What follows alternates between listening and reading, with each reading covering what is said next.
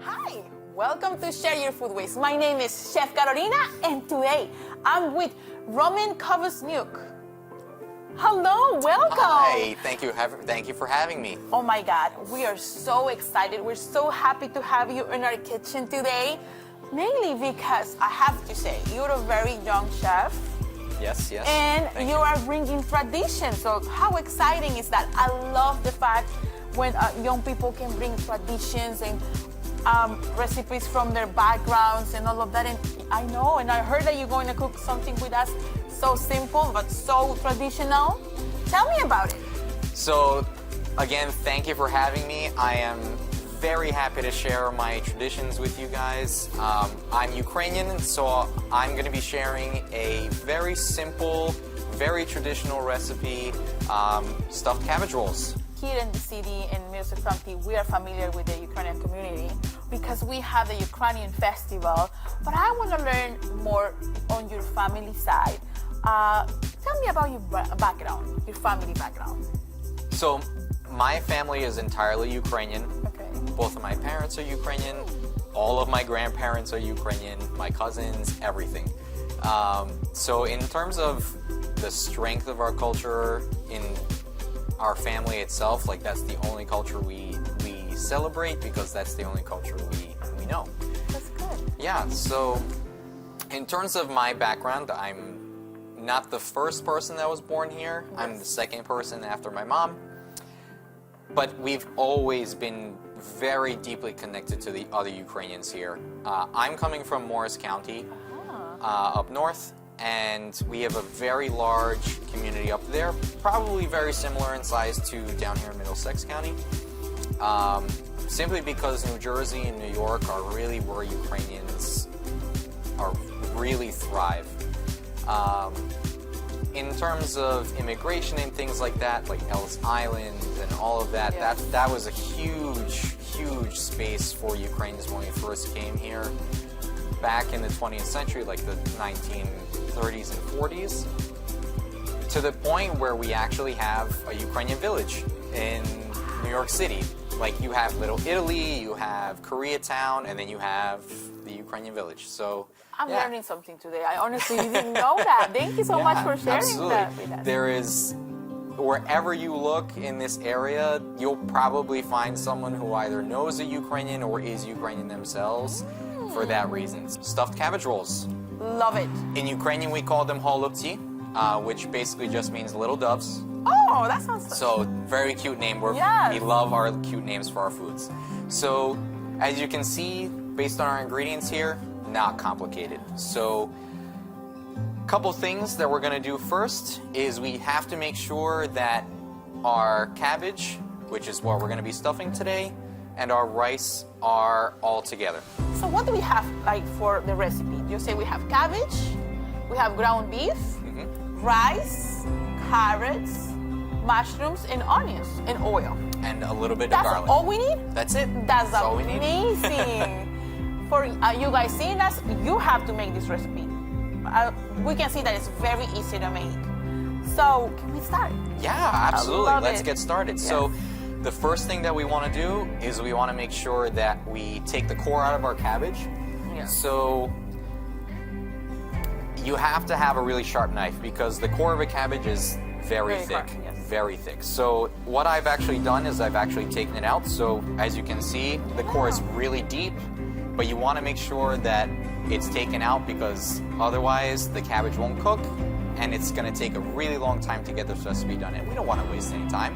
We want to get this done so that everybody can have a great time at the table eating. So core, you don't have to get rid of it. You can use it for other things, other recipes. So we keep this on the side. So we make sure that we're going to reuse it. Absolutely. Yes. Recycle is number one. Yes. So this goes into a pot of boiling water. So we're going to turn that on now. So so actually what you can do, if you want to save some time so you don't have to spend time waiting for the water to boil, you can actually put the cabbage in while it's cold.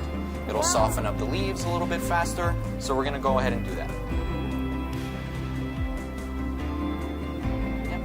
You want to get the core, actually the inside, you want to get that nice and wet. because you want the inside to get nice and soft too. So we're gonna put the lid on that, let that cook. For how long? It takes about 10 minutes, just based on the size of the pot that you're gonna be using. Okay. Like this one will probably be about 10 minutes.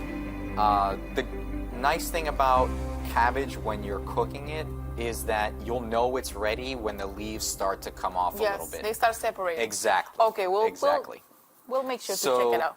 That's step one. Next step is make sure that you want to wash your rice. Oh, yes, of course. So rice is the second step. Regarding what kind of rice, it really doesn't make much of a difference. But for the recipe, just to make sure that you have a nice tight fit, that everything glues together, white rice is what we traditionally go to. Any brand? Because you have a favorite brand? Any brand, doesn't matter. You can use your regular grocery store brand.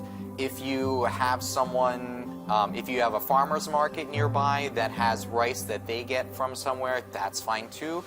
You just want to make sure that you wash it no matter what. This is not a recipe that you need to go to a special market or anything like that, because all of these are pretty common ingredients. Yeah. So we're gonna go ahead and wash our rice. Perfect. You want to make sure you have a sieve so that you make sure the water comes out clear at the bottom, so that when you're ready to cook, it's nice and clean and it goes right in the pot. So actually, I'm gonna have you do that. What I'm gonna get going is actually our onions, because we need to sweat those down so that we can add the meat.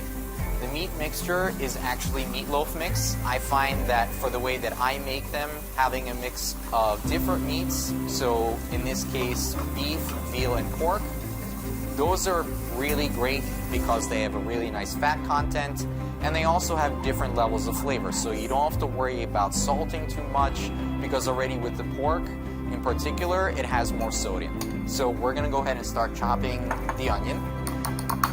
Perfect. Rice looks absolutely beautiful. Good. So I'm gonna place it right there for you. Perfect. So now that the rice is washed, I'm gonna get started on the onion. And actually, what I want you to do, if you don't mind, is actually if you want to put 2 cups of water in here. Yeah. That way we measure 1 to 2 whenever you cook rice, because what we're gonna do is once the rice is in there, we're only gonna partially cook it. And the reason for that is so that once we mix the ingredients together for the stuffing, when it goes into the oven, once it's ready, it doesn't take up too much moisture, because we don't want soggy cabbage rolls. So this is how you're gonna make the rice, with the water first? Yes. Okay, I'll do it different. Okay. I toast the rice first, and okay. then I add the boiling water. So this is something different. Okay. Good. All right. Good. So do you make the rice a little crispy on the bottom?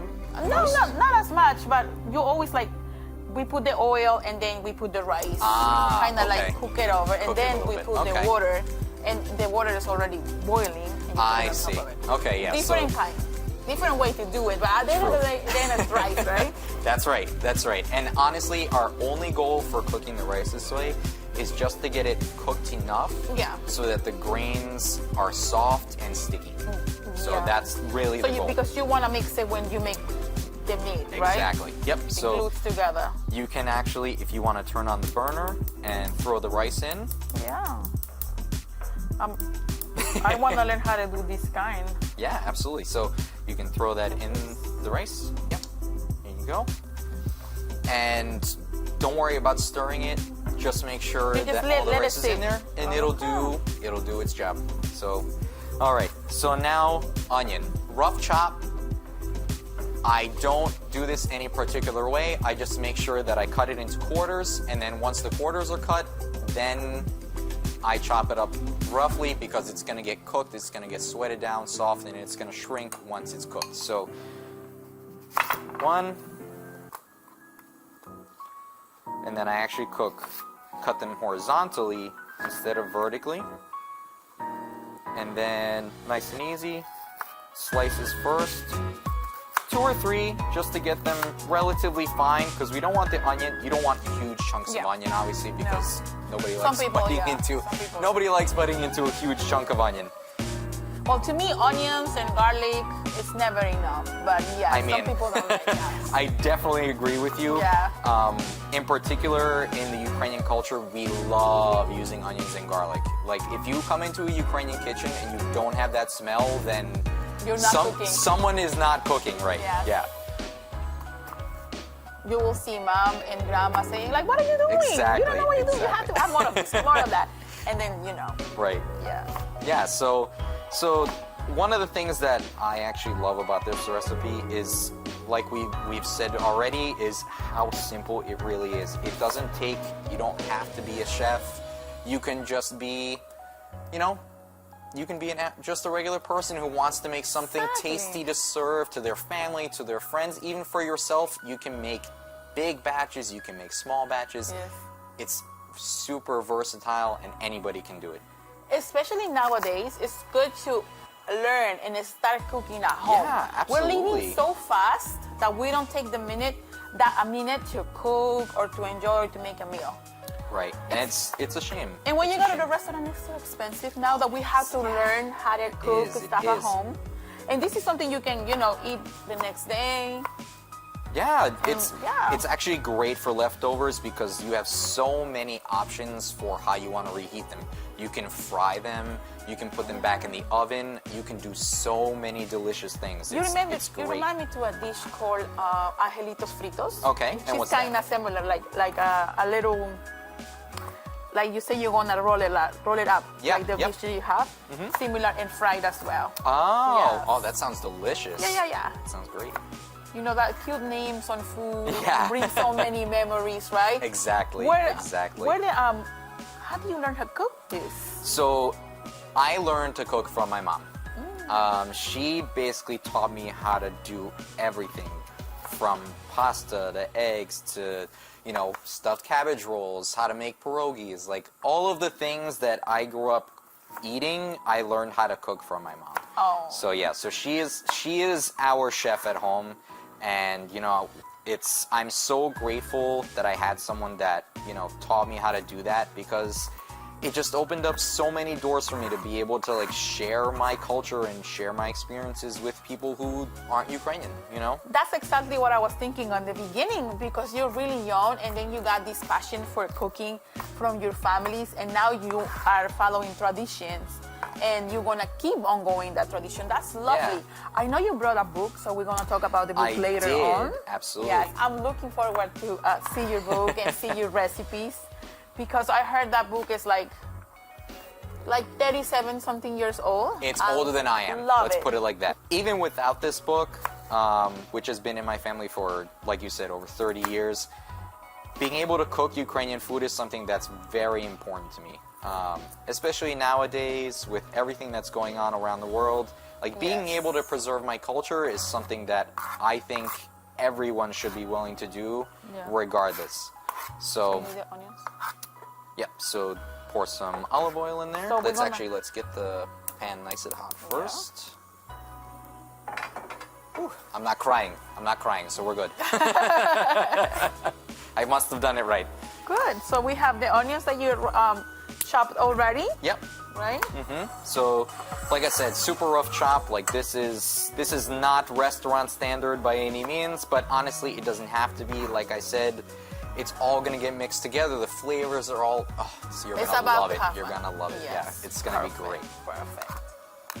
So we're just getting We're the. gonna get it Yep. nice and hot. Exactly, and once it's nice and hot, we're gonna put some oil in there, and then we're gonna start sweating down the onions. Yeah. So Awesome. see, it's nice and simple. Nice Yeah. and simple, and we're how already many almost days we half have? done. 1, 2, 3, 4, 5, 6, 7, See? 8.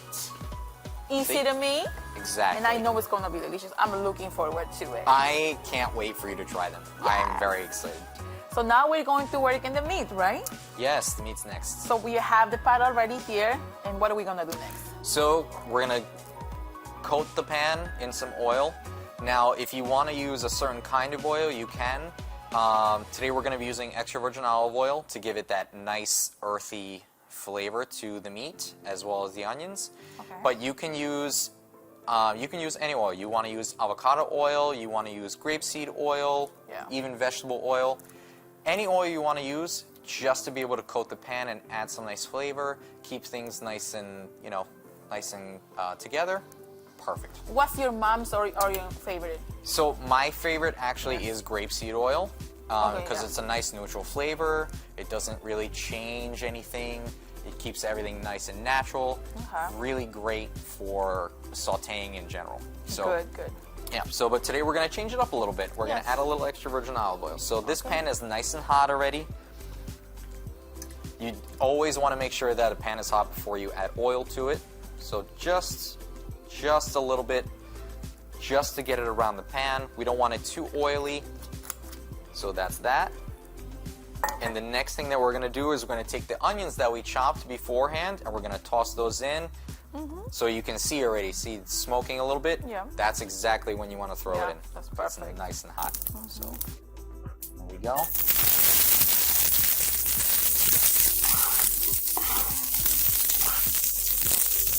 Now something that I didn't talk about before is how much of everything you really want. So specifically with the onion,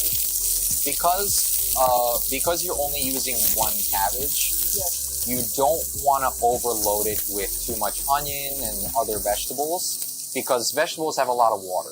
And if you have too much water, then the cabbage rolls can come apart and you don't want that. Yeah. So 1 yellow onion is generally the recipe that I follow. You can use other onions, but I find that yellow onions in particular are the perfect size so that you can just use one and that's all you really need. And they make you cry less. Yes, when you chop them that's definitely true. That's definitely true. So see, this pan in particular is because it's so hot, it's already sweating. Everything is getting nice and caramelized already. So what I'm actually going to ask you to do is actually going to ask you while I'm stirring the onions if you want to just put the meat in. Yeah. You can just put them all in together, and yeah. So because I'm going to break everything up and mix it. So yeah. So let's do that. Perfect. So like I said, how much meat you put it in? So for this recipe, it's 1 pound. So 1 pound. So everything is easy. one. Yes. 1 onion, 1 pound of 1 meat. pound of meat. Yep. Good. Exactly. So 1 cup of rice. 1 cup of rice and 1 cabbage. So we're doing the one. That's right. That's right. Awesome. So again, keeping it simple. Yep. You don't have to worry about. That's the way to go. It really is. It definitely is. So now that Carolina has put the meat in, what I'm going to do is keep breaking everything up. That way everything gets a nice even coating in the oil and the onions. The flavor starts to infuse and you can just, it just smells so good. I wish you guys could smell it. It smells absolutely delicious. If you have specific diet restrictions, anything like that, you can change this however you want. Honestly, it's such a versatile dish. Yeah. So speaking about that, we can replace the meat. Yes, right? absolutely. Or any kind of meat. We can use turkey. Can we do this also with vegetables? For example, for people who doesn't want to eat meat, so can we do like all mixed vegetables? There's another recipe actually that calls for specifically only vegetables with the rice. Okay. So if you're a vegetarian, even if you're vegan, there is pretty much nothing in here that you couldn't eat. In the style that we're doing today, obviously, since we're using meat, you can't. But otherwise, if you just want to use vegetables, you don't want to use anything that's a byproduct of meat, no dairy, anything like that, no eggs, this is perfect. Yes. Yeah, absolutely. We talk in Strategy Foodways a lot about cooking with what you have at home. Yes. So this is also a dish that allows you to do that. Yeah, definitely. To apply that, to use whatever you have on your shelf and make something. Yes, absolutely. Yeah. It's also inexpensive. Yes. So even besides like using whatever you have at home, let's say you're on a really low budget. Yeah. All of these ingredients together cost me less than $20. Amazing. And I can make at least a dozen stuffed cabbage rolls just from this alone. So if you are looking to not go to the grocery store all that often and you're on a limited budget, perfect. Like if you're a college student, that would be perfect dish, right? This is truly perfect. Like it'll last you for at least a few meals. You can share it with your roommates, things like that. It's awesome. I love it's great. it. Yeah. So what else we have to add to the meat? So since we're only going to be partially cooking the meat, Yes. what we need to do is make sure that we season it. Okay. So perfect. what I have over here is actually a season mix that I use at home. It's an all-purpose seasoning, all different kinds of vegetable seasonings. So, and if you're someone who doesn't like to use a lot of salt, this already has sodium in it. So you don't have to add more. Exactly. Perfect. So, and this, my favorite part about this is that you don't have to measure it. Oh. You can just season it to your heart's content. So Good. if you want a lot of flavor, you can add more. If you don't want a lot, you can add a little bit. So yeah, it's I perfect. love it. Yeah, it's great. So actually, you know what? I want you to season it. Okay, good. You know what? Since Well, we're gonna be eating it together, I For want me, you it's to always, yeah. oh, you can see all See? the space. Exactly. Yeah. So I think that's good. perfect. And then we add more if we need to. Yeah, exactly. Yes. You can do it to taste, which is the Yes. best part. So this pan is really hot, so I'm actually going to be using this to grip. We do not want to get burned, so give that a nice mix. Get the onions. We don't want the meat to get clumpy or anything like that. We want it nice. And the seasoning And is small. giving a lot of color too. Yeah, I which love it. is beautiful. Yes. Beautiful color. Nice golden color. So this meat is actually pretty close to ready, which means that what we can actually do is grab our rice, Okay, got it. which should be ready by now. It is, yes. Perfect. Look So at it. see, gorgeous. It's absorbed all that excess water. Yeah. It's perfect. So if you want to, You can add it. actually, I have. Do we have? Yeah. So you know what? I can use this one. Okay. Yeah. That's not heavy. You can just In put it, it in in there. Beautiful. Beautiful. There we go. And so now that this is all mixed together, you'll really see why it's important to just only partially cook everything. Because if everything was cooked fully through, everything would be really soft. It wouldn't take on the flavor as well because it would be Exactly. so watery. Yeah. So, and as it continues to cook, We want to make it we want it to be dry. yes. Because the cabbage Yes. is already, like, it has a lot of water in it. Exactly. To get the exactly. good consistency, this needs to be dry. That's right. So why don't you give that a Yes. stir? And in the meantime, I'm actually going to take a look at our cabbage. Yeah. So now that we have in this meat, we can start working in the cabbage in a minute, right? Yes, that's going to be the next part while this is mixing. And then once we break down our cabbage, we can add our last couple of ingredients to the mix, and then we can start rolling. I think I'm going to add a little bit more of the seasoning too. Go for it. Go Yeah. for it. So now that we've mixed our meat and our rice with the onions and the seasoning, we're going to let that cool, and we're going to work on our cabbage. So the most important thing about this is making sure that you have something to actually poke into the cabbage so you can pull it out of the water. Otherwise, you're going to get hurt, and we don't want that, No. right? So, okay, so coming off. Ah, Look at that. beautiful, beautiful. So something that I had mentioned before is that you can actually see when the cabbage is ready once the leaves look like they're starting to pull away from the center. So like you can see how soft these are. Like I can just grab it and just, if I wanted to, I could just pull it off. So what we're gonna do is we're gonna put a fork right in the middle. See how easy that was? One of the leaves Yeah. already came off. So we're gonna let that drain a little bit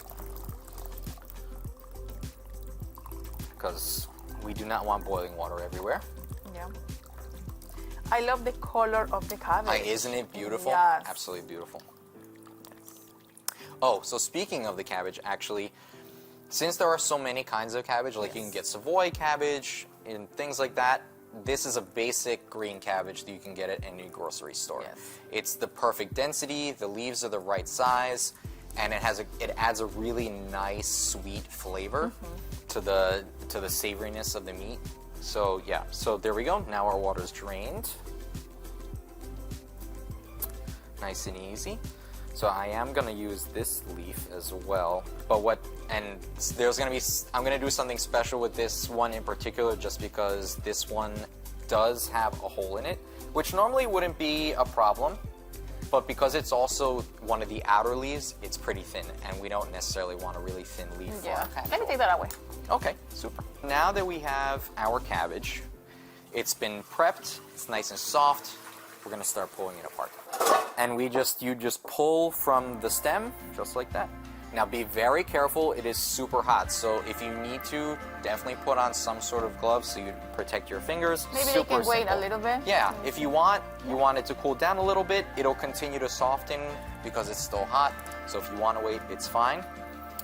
But not for too long. But Just no, until no, you no. can You don't want touch it to get super cold because that doesn't work well either. It will get too soft as well. Yes, exactly. Yes. Exactly. So, and you want it at a nice, like, Crunchy.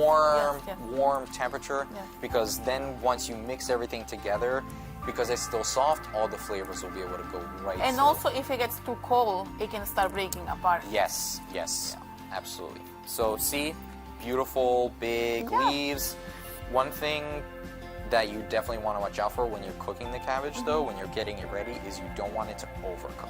Yeah. Because then it gets too soft and it starts to tear, and it's not a good time. So this is actually perfect. And again, because we love to save our food that we don't use for other things, any of the leaves that are either too small or have holes or things like that, we will incorporate either into this dish, or we save for other dishes that use cabbage, which, trust me, in Ukrainian culture, there are plenty of. So. Wow, we are more than halfway. This is amazing, super easy. And the smell again, it's amazing. So we let this cook. We cook this and then we let it sit. So it's already cold. So what are we gonna do now? So now what we do is actually we're gonna take our last couple of ingredients. We have a carrot, we have 1 slice of portobello mushroom, and we have 2 garlic cloves. I know, a lot of people are gonna be looking at this and going, why are you putting the garlic in last? Well, there's a reason for that. The reason you put the garlic in last is because you don't want to overcook the garlic. You want that flavor throughout everything. Because this is going to the oven. That's exactly why you do it. Yes, In a regular way, that if you would be cooking in a different way, then you use the garlic. Yes, then you would do it first, Okay, that's the technique that we're using for today. Yes, that's the technique we're using for today. I love it. So let's chop that up, add it in, and then we start rolling. Okay, great. Love it.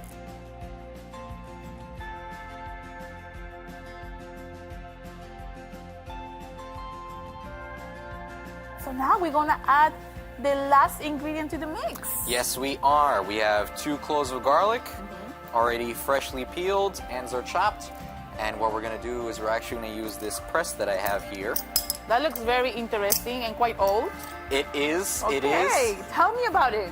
This is actually something that I've had at home with my family for a very long time, probably longer than I've been alive, and I'm 32. So you can only imagine how old this thing is. And it's a champion. Honestly, it has never failed. We've never had to fix it. Its one and only job is to take these garlic cloves and mince them. That's it. So we're gonna do that right now.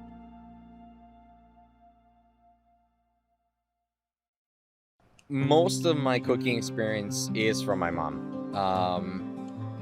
Breakfast, lunch, dinner, all those things. Some baking, like she just taught me how to bake our holiday bread, which is called kolache. So if you're Jewish, you might know it as challah, but it's our version of it. But for whatever reason, Holubtsi stuffed cabbage rolls wasn't in her wheelhouse in the way that my grandmother made them, because my mom specifically only made them for holidays. So she would make them with like barley, and it was just barley. Like it was just grains. We say kasha, so it's like whole grain cereal, but it's not oats necessarily. And so that was her specialty. But when it came time to learning, my mom actually said, why don't you have your grandmother, your baba, teach you how to do it, because she's been doing that for like decades, like selling them. When she came over here, that was one of the ways that she made money, is that she would sell her holubtsi at the local church and to the local community, like just to give them a taste of home. So eventually, finally, I asked her to teach me, and she did. And it came out so well that now I am the resident Holubtsi maker in our household. We don't make them on the regular, although if you were to go to Ukraine, it is not anything holy in the sense that you don't just eat it on the holidays. But here in the US, it's not as common. In certain families, I'm sure that they are, but for my family, we typically only eat them during the Christmas holidays. So overall, the adaptation that I made to the recipe that I grew up eating is just, it's more balanced and it's more about enjoying the dish whenever you want rather than it being something that you reserve for just the holiday season. Roman, we got to the moment. We did. We have to roll it up. Then we have to bake them. So can you please show us how to roll it up? Absolutely. So what we're gonna do here is actually the first thing that we do before we actually roll it is we want to devein it. So this part of the stem is very thick and it takes a very long time to cook.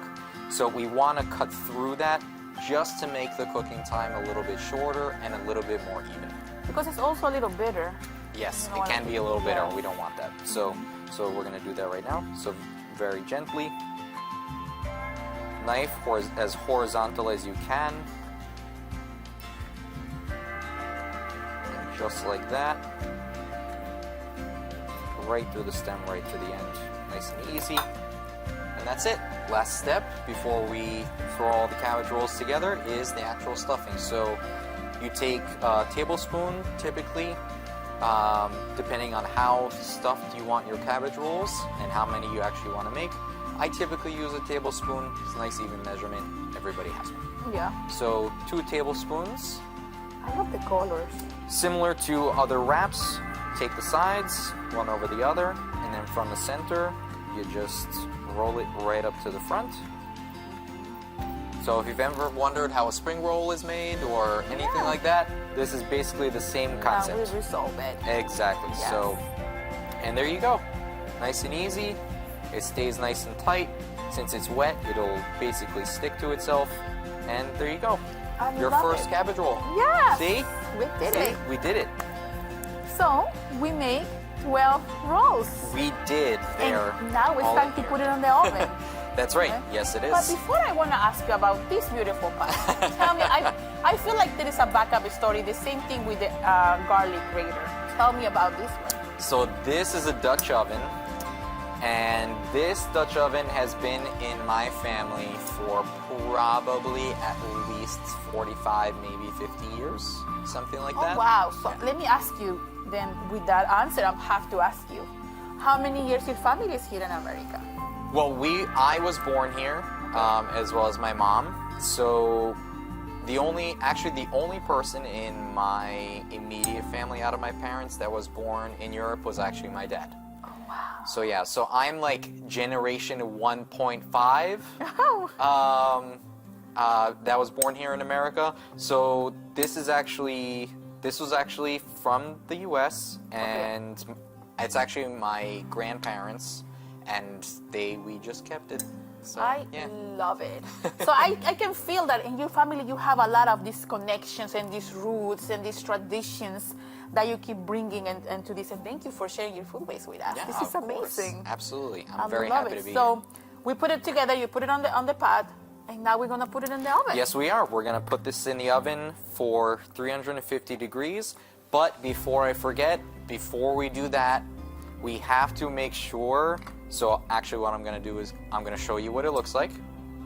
So what you want to do is between the layers of cabbage rolls, you want to make sure that those spare leaves that weren't necessarily that pretty or that great, or maybe they were just too small, you layer them between the cabbage rolls.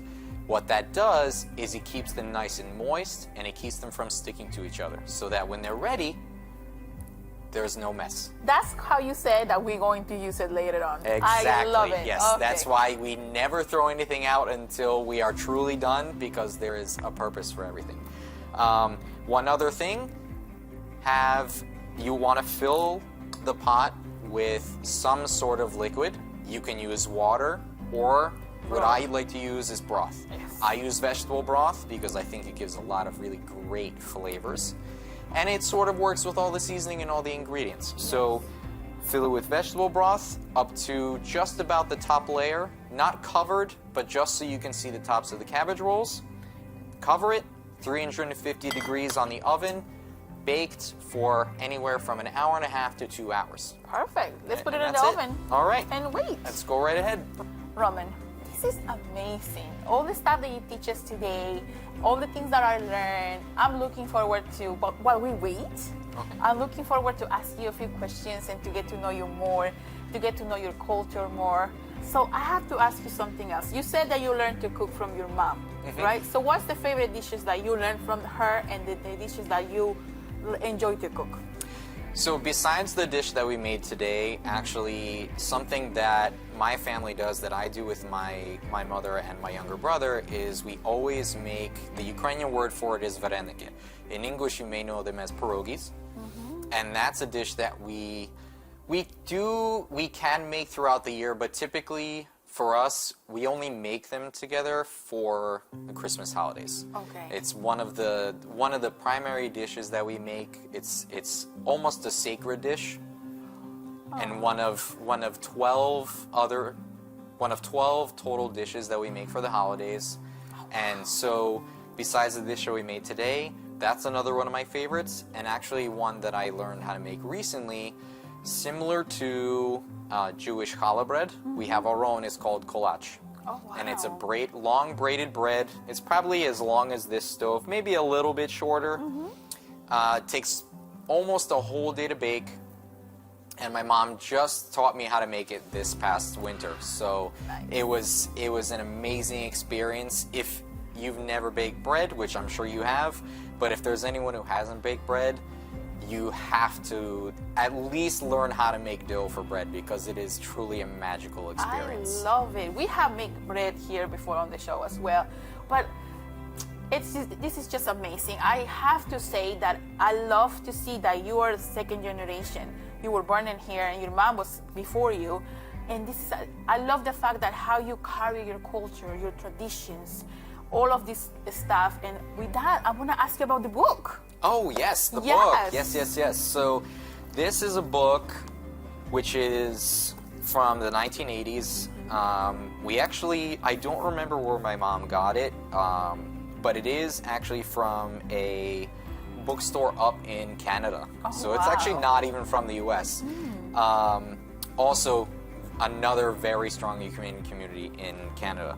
So this book in particular, it has recipes that are not only Ukrainian but also non-Ukrainian recipes. So it gives you a mix of many different things, a lot of different influences.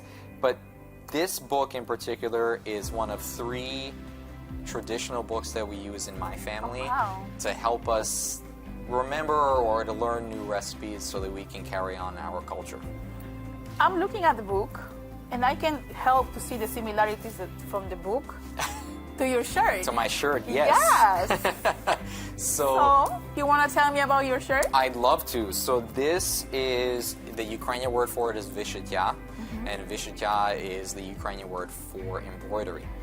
So our embroidery is very specific to us because our symbolism stems almost entirely from agriculture, so farming and things like that. So on my shirt in particular, this is 2 rows of stars, and it's not a very traditional design. Aside from the stars, the colors aren't very traditional, but the stars themselves represent a lot of different things in Ukrainian culture. It's also partially religious, not only Catholic, but also our pagan roots from centuries and centuries ago. So it's a lot of different tied together themes. Yeah. I love it. So what would you say, or what would it be your message to the people who come from other countries like you? You were from here, but with traditions and with history, with a lot of culture and legacy. What would be your message? Embrace it. What would it be? If you have a 15-year-old Ukrainian boy in front of you, what would you tell them? I would tell them to find other people like them. Yeah. Find other Ukrainians, because especially if you're coming here and you've never been to a different country, or especially if you're moving to a new country, finding people within your community is truly super important. It gives you such a great foundation for so many things, so that you have some place to essentially call home away from home. So Yeah. that would be my message. To give you some sense of community Exactly. and to embrace the culture, right? That's right. I love Yeah, it. absolutely. Let's see if the food is ready. Yeah, let's do that. Yes. Let's go. Wow. It's done. I'm so excited. I cannot wait to try it. I'm really excited for you to try it too. Can I open it? Absolutely. Sure, let me please. see. Wow, look at the colors. Oh, smells delicious.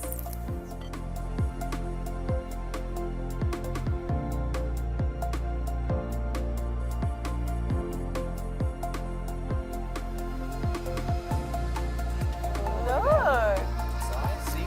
Super soft. super soft. You can see everything in here.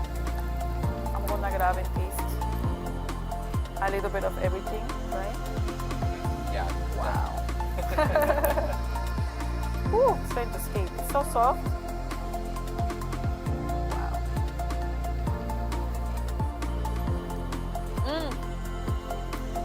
Wow. Wow. Thank you so much. This is delicious. You did an amazing job. Thank you so much. You showed us all your culture, all this adventure, all the stuff that you cook for your family, and how you keep your traditions. Really, I want to thank you, and I want you to come again. Oh, I would love to come again. Yes. Oh my God. Thank you so much. Thank you for all of you watching the show. Share Your Foodways is produced by the Division of Folk Life and Cultural Heritage at the Arts Institute of Middlesex County, New Jersey. This episode is produced in collaboration with the American Folk Life Center at the Library of Congress. Thank you so much. This was Share Your Foodways.